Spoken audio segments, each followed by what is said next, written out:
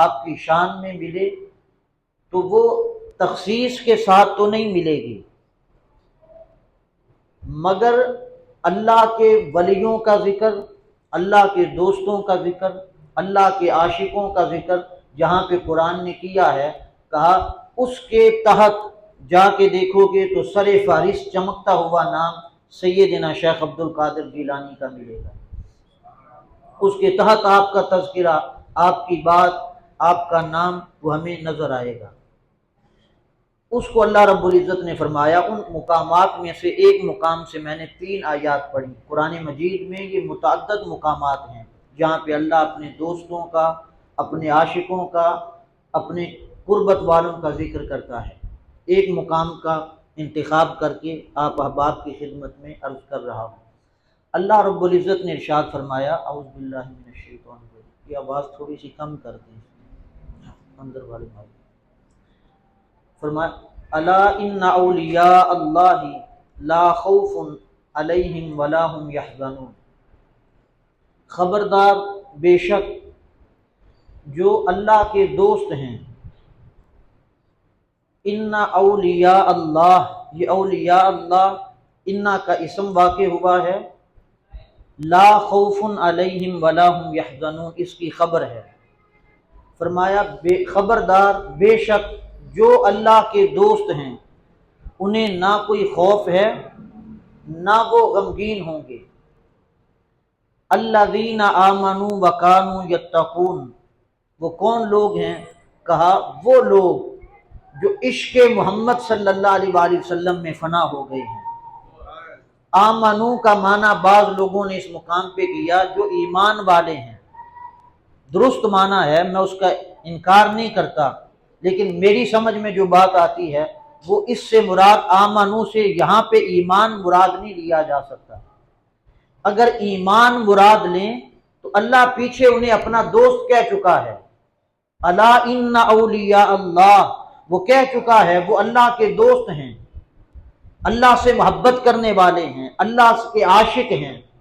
تو ایمان کے بغیر ہی اللہ کے دوست تھے؟ اللہ انہیں ایمان والا کہہ چکا ہے، اپنا دوست کہہ چکا ہے، اپنا عاشق قرار دے چکا ہے، تو مطلب یہ ہوا یہاں پہ آمنو کا معنی ایمان نہیں کچھ اور ہے، تو اور کیا معنی مراد لیا جائے گا؟ کہا جو ایمان کی اصل ہے وہ ہے عشق محمد صلی اللہ علیہ وآلہ وسلم۔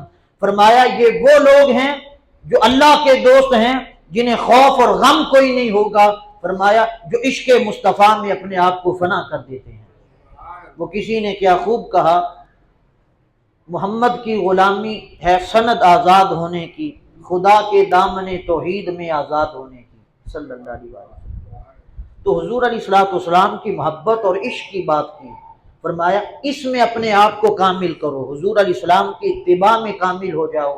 وہ جو کہا قل ان کنتم تحبون اللہ فاتبعونی یحببکم اللہ، اگر اللہ سے محبت کرنا چاہتے ہو، اس کا قرب حاصل کرنا چاہتے ہو تو حبیب ان سے کہہ دیں تم میری اتباع کرو، پھر اللہ تمہیں خود اپنا محبوب بنا لے گا۔ تو یہ وہ بات فرمائی، یہ اللہ کے دوست جنہیں نہ کوئی خوف ہے اور نہ وہ غم زدہ ہوں گے، یہ بات بیان فرمائی۔ یہ کون سے لوگ ہیں؟ کہ وہ لوگ جو اپنے آپ کو میرے محبوب کی غلامی اور عشق میں فنا کر دیتے ہیں، وَكَانُوا يَتَّقُونَ، اور وہ اس سے ڈرتے ہیں۔ اب پیچھے کہا کہ ان کو خوف کوئی نہیں، غم نہیں ہوگا، آگے کہا کہ وہ ڈرتے بھی ہیں۔ مطلب کیا؟ محبوب اور محب کی جب بات ہوتی ہے تو محب ڈرتا ہے محبوب کے چھوٹے چھوٹے عمل سے، محبوب کی کہیں کوئی خلاف بات نہ ہو جائے، محبوب کی مرضی کے خلاف کام نہ ہو جائے، وہ ادب کرتے ہوئے بھی ڈرتا ہے۔ اس کا بیان کیا کہ ڈر اور غم تو سارے مٹا دیے ہیں، لیکن پھر بھی ہمہ وقت میری ذات کو دیکھتے رہتے ہیں کہیں میرے مرضی کے خلاف کوئی بات یا کام نہ کر بیٹھے، اتنا حیا کرتے ہیں میرا، اس کا ذکر کیا۔ آگے کہا لہم البشریٰ فی الحیات الدنیا وفی الآخرہ، انہی کے لیے خوشخبری ہے، ان کے لیے خوشخبری نہیں، انہی کے لیے لہم البشریٰ، تقدیم ما محلہ المؤخر یفید الحصر، جب مؤخر کو مقدم کر دیا جائے تو حسر کا فائدہ ہوتا ہے، پیچھے والی بات آگے لائی جائے وہ حسر کا معنی پیدا ہوتا ہے۔ فنون اس لیے پڑھے جاتے ہیں تاکہ پختہ طریقے سے نتیجہ اخذ کیا جا سکے۔ تو یہ نہیں کہا کہ ان کے لیے خوشخبری، اس بات کی قیمت اور ہے۔ فرمایا لہم البشرا، ان ہی کے لیے خوشخبری ہے۔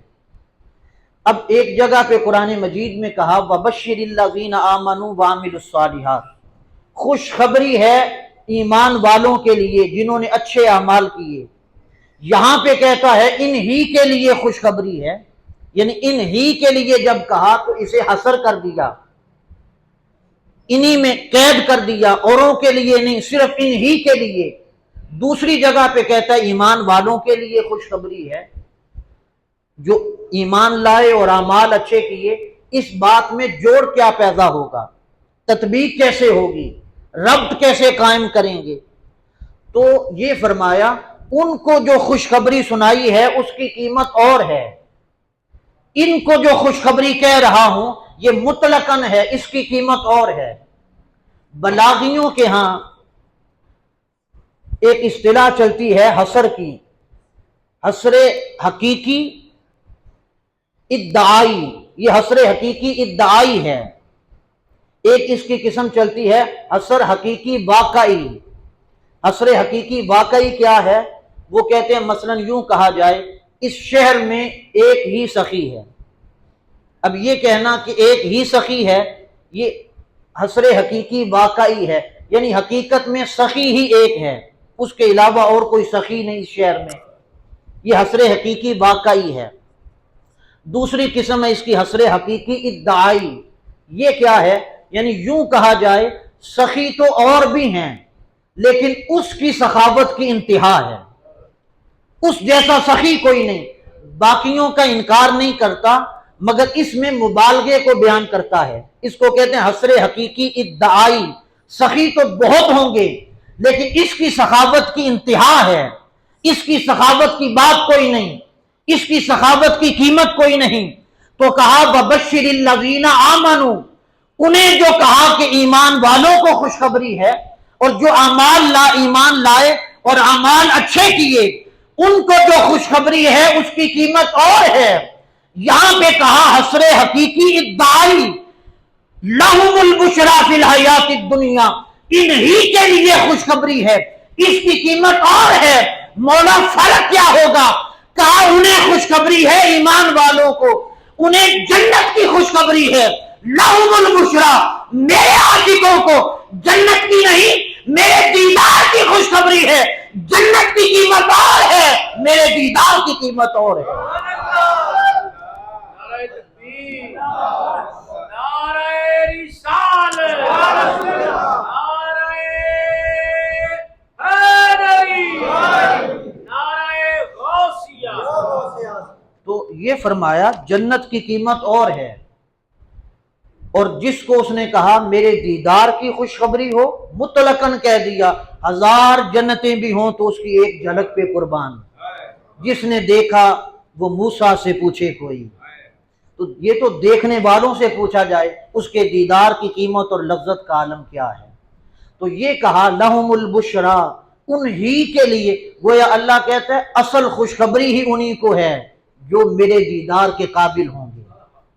اس درجے تک جانے کی کوشش اور محنت کرنی چاہیے۔ اور پھر فرمایا کہاں پہ خوشخبری؟ فی الحیات الدنیا، اس دنیا کی زندگی میں بھی انہیں خوشخبری ہے، وفی الآخرہ، اور آخرت میں بھی انہیں خوشخبری ہے۔ اللہ رب العزت نے یہ خوشخبری سنائی۔ اب فی الحیات الدنیا، دنیا کی زندگی میں بھی اور آخرت کی زندگی میں بھی خوشخبری آقا علیہ السلام اللہ رب العزت نے بیان فرما دی۔ اب اس کی شرح حدیث پاک سے کرتے ہیں۔ یہ جو خوشخبری سنائی اور یہ خوشخبری اصل کیا ہے، اس کا حال، اس کی عظمت اور اس کی شان کا عالم کیا ہے؟ سنن ابو داؤد میں امام ابو داؤد اس حدیث کو بیان کرتے ہیں۔ سیدنا فاروق اعظم رضی اللہ تعالیٰ عنہ حدیث کو روایت کرتے ہیں۔ یہ سیدنا ابو موسیٰ اشعری رضی اللہ تعالیٰ عنہ ان کی سند سے بھی یہ حدیث امام ترمذی نے روایت کی ہے، امام احمد بن حنبل مسند میں اپنی سند سے یہ حدیث لائے ہیں۔ مگر میں امام ابو داؤد کی سنن ابو داؤد سیدنا فاروق اعظم کی سند سے یہ حدیث بیان کر رہا ہوں۔ ان عمر بن الخطاب رضی اللہ تعالیٰ عنہما قال قال رسول اللہ صلی اللہ علیہ وآلہ وسلم ان من عباد اللہ لاناسا، کہتے ہیں آقا علیہ السلام نے فرمایا اللہ کے بندوں میں سے کچھ لوگ ایسے ہوں گے، ان من عباد اللہ لاناسا، کچھ لوگ اللہ کے بندوں میں سے ایسے ہوں گے، ما ہم بانبیاء ولا شہداء، وہ نبی بھی نہیں ہوں گے، شہید بھی نہیں ہوں گے، ان کا مقام نبوت کا نہیں ہے، ان کا مقام شہادت کا نہیں پایا ہوگا، اس دونوں شانوں سے خالی ہوں گے، مگر فرمایا حال کیا ہوگا، وَيَغْبِطُهُمُ الْأَنْبِيَاءَ وَالشُّهَدَاءَ يَوْمِ الْقِيَامَةِ، فرمایا جب قیامت کے میدان میں آئیں گے لوگ دیکھیں گے ان کا مقام دیکھ کے نبی بھی کہیں گے واہ واہ کیا شان پائی ہے، شہید بھی کہیں گے واہ واہ کیا شان پائی ہے، نبی اور شہید ان پہ رش کریں گے کہ کیا مقام پایا ہے، کیا عظمت پا کے آئے ہیں، ان کا وہ حال وہ مقام دیکھ کے وہ رش کر رہے ہوں گے بِمَكَانِهِمْ مِنَ اللَّهِ، فرمایا یہ اس وجہ سے ہوگا جو اللہ کے ہاں ان کا مقام ہے، جو اللہ کے ساتھ ان کی محبت تھی، جو اللہ کے ساتھ ان کی قربت کا عالم تھا۔ اب میدان حشر ہے، لوگ آئے ہیں حساب دینے کے لیے، اور ایک طبقے کا بیان آقا علیہ السلام فرما رہے ہیں بندوں میں سے کچھ لوگ ہوں گے جب آئیں گے نبی نہیں ہوں گے مگر نبی دیکھ کے کہیں گے واہ واہ کیا شان پا کے آئے ہیں، شہید نہیں ہوں گے، شہید اپنا مقام بھول کے انہیں کہیں گے واہ واہ کیا عظمت پا کے آئے ہیں۔ اور پھر آقا علیہ السلام نے دوسری روایت میں الفاظ اضافے کے ساتھ حدیث آئی ہے، فرمایا وفی روایت یَدَعُ اللَّهُ لَهُمْ يَوْمَ الْقِيَامَةِ مَنَابِرَ مِن نور، آقا علیہ السلام نے فرمایا اللہ قیامت کے میدان میں ان کے لیے نور کے ممبر لگا دے گا، نور کے ممبر قیامت کے میدان میں اللہ ان کے لیے لگائے گا، فَيَجْلِسُهُمْ عَلَيْهَا، انہیں کہے گا نور کے ممبروں پہ بیٹھ جاؤ، وہ نور کے ممبروں پہ بیٹھ جائیں گے۔ اب یہ بات توجہ طلب ہے، حساب کتاب کا دن ہے، محشر کا میدان ہے، مخلوقات جمع ہے، نور کے ممبر لگائے جا رہے ہیں، اور اگر ہم اس بات پہ تحقیق کریں تو نور یہ ایک اسم لطیف ہے، لطیف شے، یہ بیٹھنے بٹھانے کی طاقت اور صلاحیت نہیں رکھتا، اس کا کام نہیں ہے کہ یہ اپنے آپ اپنے اوپر کسی کو بٹھائے، ایک لطیف شے ہے، اس کو پکڑا نہیں جا سکتا، چھوا نہیں جا سکتا، محسوس نہیں کر سکتے، لطیف شے ہے، تو اس پہ کہا اس کے ممبر بنا کے اللہ بٹھائے گا، تو اس حدیث کی شرح اس میں جوڑ کیسے بات میں پیدا ہوگا، اس پہ بیٹھا کیسے جا سکے گا، رب کہے گا گویا جو بات سمجھ میں آتی ہے، حدیث میں کہہ دیا آقا علیہ السلام نے، اللہ ان کے لیے یَدَعُ اللَّهُ لَهُ یوم القیامہ، قیامت کے دن منابر من نور، نور کے ممبر بچھائے گا، فَيَجْلِسُهُمْ عَلَيْهَا، ان ممبروں پہ بٹھائے گا، گویا رب کہے گا اے نور تیرا کام بٹھانا کسی کو ہے یا نہیں، یہ ساری عمر یہ لوگ میرے نخرے اور میرا ناک اٹھا اٹھا کے آئے ہیں، آج تجھے کہتا ہوں ان کے نخرے اٹھا اور انہیں اپنے اوپر بٹھا۔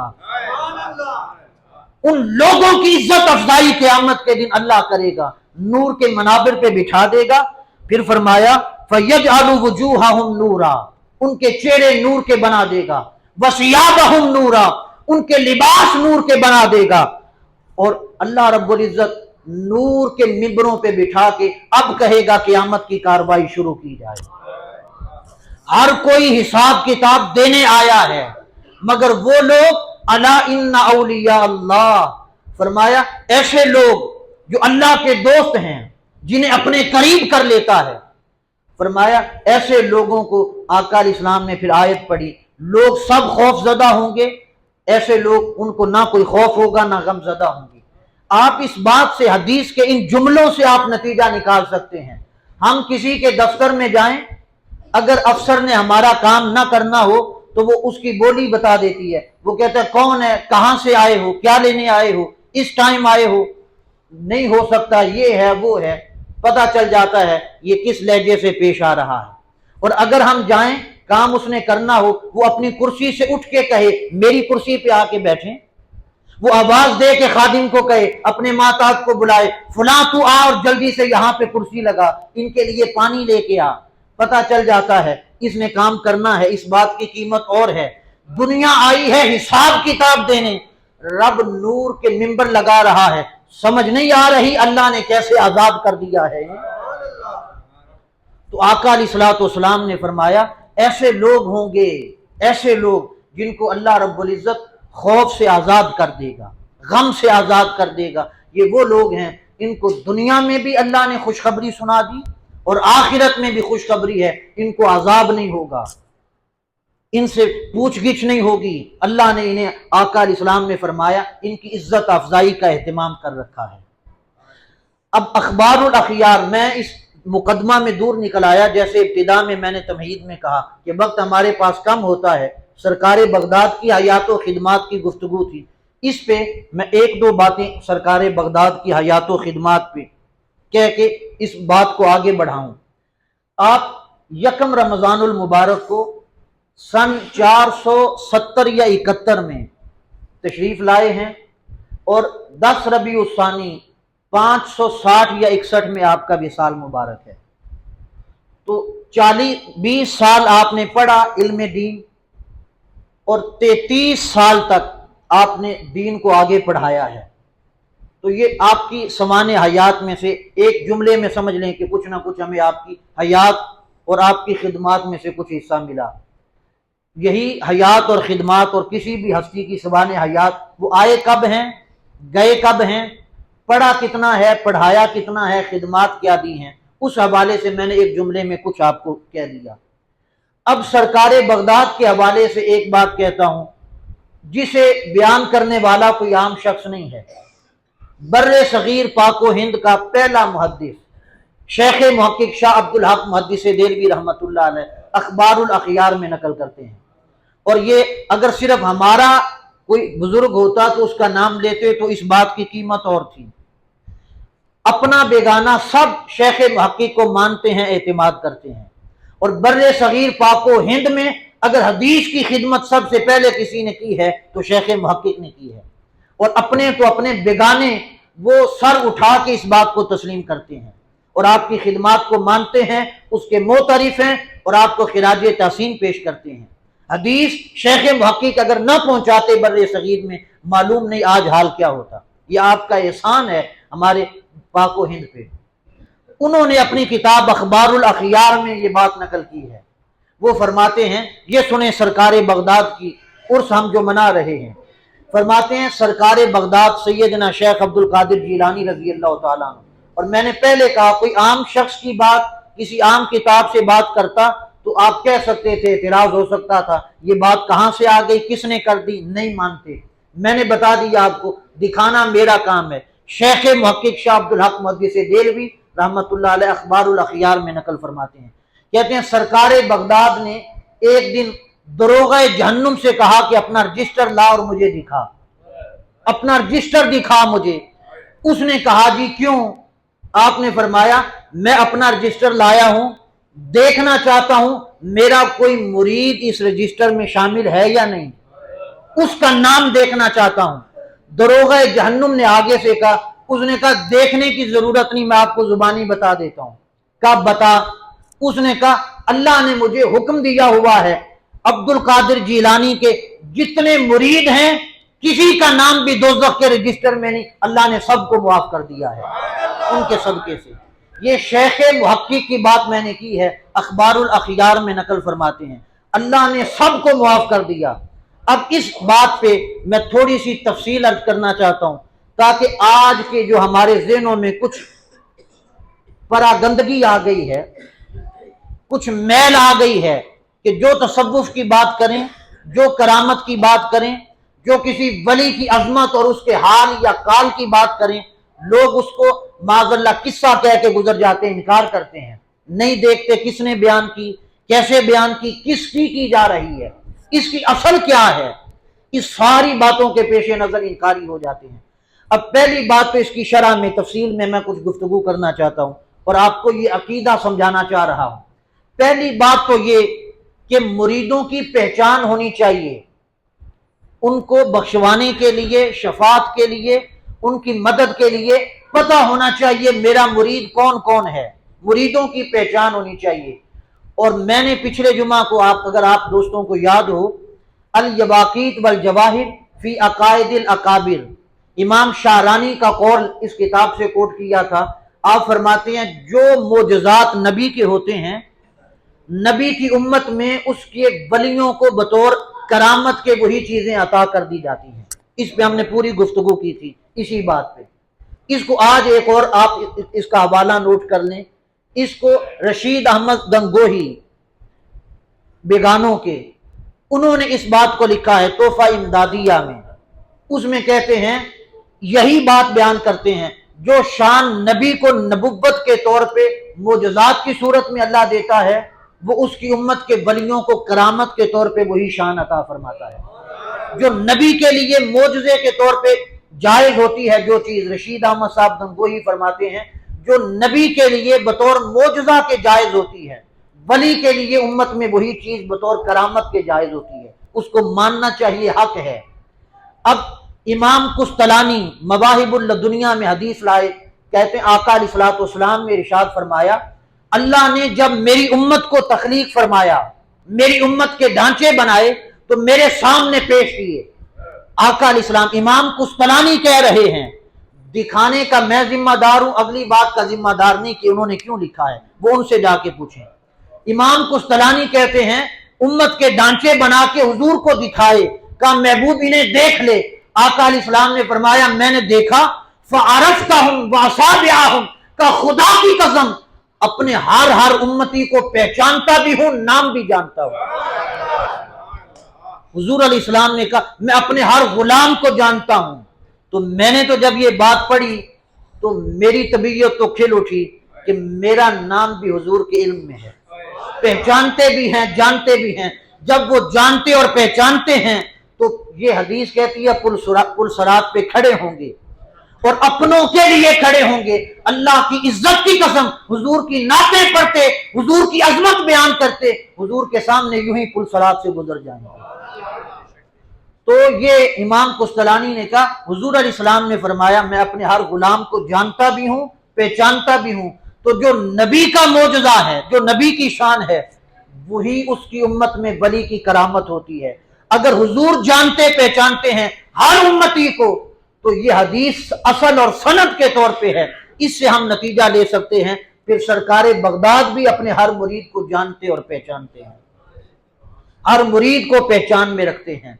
اس سے اگلی بات کہ یہ جو فرمایا آقا علیہ الصلوۃ والسلام کو اللہ رب العزت نے، والا سوف یعطیک ربک فترضی، حبیب ان قریب اتنا دیں گے کہ تو راضی ہو جائے گا۔ پوچھا آقا علیہ السلام سے حضور آپ کب راضی ہوں گے؟ کہا جب تک آخری امتی بھی دوزخ سے نکل نہ جائے، خدا کی قسم آقا علیہ السلام نے کہا اس وقت تک ہرگز راضی نہیں ہوں گا۔ آخری امتی کے نکلنے تک میں کہوں گا مولا اسے بھی نکال، یہ رہ گیا اسے بھی نکال، اسے بھی نکال۔ اس پہ رب کہے گا محبوب ناراض ہونے والا کام تو کر، منانے والا کام میں کرتا ہوں۔ قیامت بتائے گی حال کیا ہوگا۔ محبوب اگر تیری یہی مرضی ہے آخری غلام بھی تیرا دوزخ سے نکال کے جنت میں ڈال دے۔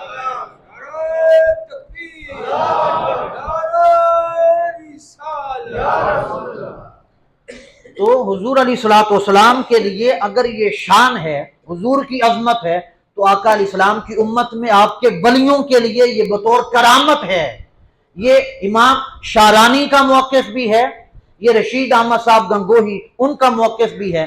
اگر حضور علیہ الصلوۃ والسلام کے کہنے پہ اللہ دوزخ سے نکال رہا ہے تو سرکار بغداد جب کہیں گے تو اللہ دوزخ سے کیوں نہیں نکالے گا؟ اور یہ جو آپ نے کہا کہ دروغہ جہنم نے آپ سے کہا کہ آپ کے مریدوں کو اللہ نے دوزخ سے آزاد کر دیا ہے، تو یہ اسی آیت مبارکہ کی اصل ہے، اور اس کی اصل سے یہ نتیجہ ہم نے اخذ کیا ہے۔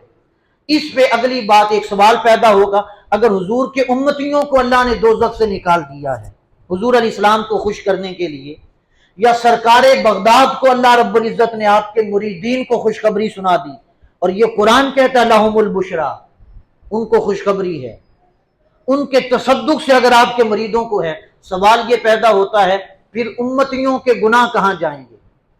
ہمارے اتنے بڑے بڑے گناہ یہ کس کھاتے میں جائیں گے؟ آپ کے مریدوں کے گناہ پہاڑوں جتنے گناہ یہ کہاں پہ جائیں گے؟ ان کو کس کھاتے میں رکھیں گے؟ ہاں، اس پہ حدیث کوٹ کرتا ہوں، امام بخاری کی صحیح بخاری کتاب المحبہ، امام بخاری حدیث لائے، عبداللہ ابن مسعود رضی اللہ تعالیٰ عنہ روایت کرتے ہیں، عن ابن مسعود رضی اللہ تعالیٰ عنہ ان رجلا جاء الى رسول اللہ صلی اللہ علیہ وآلہ وسلم فقال کیف تقول فی من احب قوما ولم یلحق بهم، کہتے ہیں عبداللہ ابن مسعود رضی اللہ تعالیٰ عنہ ایک شخص آیا آقا علیہ السلام کے پاس، اس نے آ کے عرض کیا حضور آپ کیا فرماتے ہیں اس شخص کے بارے میں جو ایک قوم سے، ایک خاص قسم کے لوگوں سے محبت کرتا ہے، ولم یلحق بہم، مگر ان کے ساتھ ملا نہیں، اس کی ملاقات نہیں اس کے ساتھ۔ اب یہ تو تھی حدیث بخاری شریف کی، صحابی نے پوچھا حضور وہ ان سے ملا نہیں مگر محبت کرتا ہے، آپ اس کے بارے میں کیا فرماتے ہیں اس کی محبت کے بارے میں؟ علامہ بدر الدین عینی رحمت اللہ علیہ، اہل سنت میں اگر کسی نے علم کا حق ادا کیا ہے تو علامہ عینی کا نام چمکتا ہوا نظر آتا ہے۔ علامہ بدر الدین عینی رحمت اللہ علیہ عمدۃ القاری شرح صحیح بخاری، اس میں اس کے معنی بیان کرتے ہیں، لم یلحق بہم، صحابی نے تو کہا تھا حضور اس قوم سے محبت کرتا ہے مگر ملا نہیں، علامہ عینی نے بیان کیا اس کا ایک معنی یہ ہے، گویا اس نے کہا لم یفعل فعلہم، ان سے محبت تو کرتا ہے مگر ان کے کاموں جیسے کام نہیں کر سکا، جیسے کام ان کے تھے ویسے کام اس کے نہیں تھے۔ کہتے ہیں ایک معنی اس کا یہ ہے لم یجد زمانہم، اس نے ان کا زمانہ نہیں پایا، محبت کرتا ہے، جیسے سرکار بغداد 5ویں صدی میں ہوئے، آج ہم 15ویں صدی میں ہیں، زمانہ نہیں پایا، نام لیتے ہیں، عرس مناتے ہیں، محبت کرتے ہیں، تو علامہ عینی کہتے ہیں لم یلحق بہم، اس کا ایک معنی یہ ہے لم یجد زمانہم، محبت کرتا ہے مگر زمانہ نہیں پا سکا، ملاقات نہیں کر سکا۔ اور اس پہ ایک معنی کہتے ہیں لم یجئ الی مجالسہم، ان کی مجلس میں کبھی نہیں گیا، محبت کرتا ہے کبھی صحبت نہیں ملی، دیکھا نہیں ہے، پاس نہیں بیٹھا، براہ راست بات نہیں سنی ان کی۔ یہ سارے معنی علامہ عینی نے بیان کیے۔ اب حدیث کو ان معنی کو سامنے رکھ کے سنیں، صحابی آ کے پوچھتا ہے حضور ایک شخص ایک قوم سے محبت کرتا ہے، ان کا زمانہ نہیں پا سکا، ان سے مل نہیں سکا، ان کی مجلس میں کبھی نہیں گیا، ان کے کاموں جیسے کام نہیں کیے، ان کے اعمال اور تھے، یہ گناہگار ہے، اس کے اعمال اور ہیں۔ اس نے کہا حضور بتائیں اس کی محبت کا حال کیا ہے؟ آقا علیہ السلام نے جو بات فرمائی، فرمایا المرء مع من احب، کا کیا پوچھتا ہے سن لے، جہاں پہ قیامت کے دن اعمال بڑے اور ہوں، مجلس میں گیا ہے یا نہیں، ان کے کاموں جیسے کام کر سکا ہے یا نہیں، وہ نیک تھے یہ گناہگار ہے، مگر فرمایا سن قیامت کے دن جب وہ جہاں پہ آئیں گے اللہ ان کے صدقے اس کو بھی وہاں پہ پہنچا دے، فرمایا یہ بھی انہی کے ساتھ لایا جائے گا، انہی کے ساتھ اٹھایا جائے گا، انہی کے ساتھ اس کا حشر کیا جائے گا۔